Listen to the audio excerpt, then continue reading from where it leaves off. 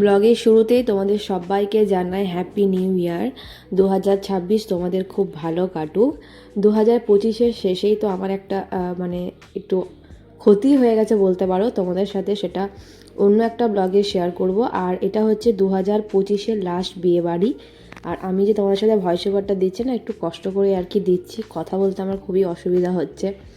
তো ব্লগটা অনেক দিন থেকে করা আছে, ভাবলাম তোমাদের সাথে শেয়ার করে দিই।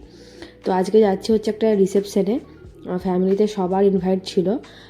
তো আমরা এখন রেডি হয়ে সবাই মিলে বেরিয়ে পড়েছি। কিছুজন এসছে গাড়িতে, কারণ সবার তো আর বাইকে হবে না। তো কিছু কিছু জন বাইকে এসে, কিছু কিছু জন আর কি 4 চাকায় এসেছে। তো দেখো এসে এখানে আমরা আর কি স্টলে যা যা স্টার্টার ছিল সেগুলো খাচ্ছিলাম। তো প্রথমে আমরা মানে আমি, সুমন, শোভন, তারপরে মেশো, কাকিমা এরা সবাই আগেই চলে এসেছিলাম। তো এসে আমরা একটুখানি খাওয়া দাওয়া করলাম আর কি। আর তার কিছুক্ষণ পরে সানা, বৃষ্টি, মারা সবাই চলে এসেছে। আর সানা এখানে তো প্রথমে বুঝতে পারিনি যে ওকে আমি ভিডিওতে দেখাচ্ছি। তো যাই হোক, তারপরেও বুঝতে পারছে ওকে আমি ভিডিওতে দেখাচ্ছি। আর আমরা যখন গিয়ে পৌঁছাই তখন মোটামুটি ফাঁকাই ছিল, সেরকম কেউ আসেনি, বর কনে কেউ আসেনি। তারপর আর কি বর কনে এলো, আর বর কনে আসার সাথে সাথে ভিড়ও হয়ে গেল। তো একে একে সবাই ফটো তুললো, আমরাও একটু ফটো ভিডিও তোমাদের সাথে আর কি শেয়ার করলাম।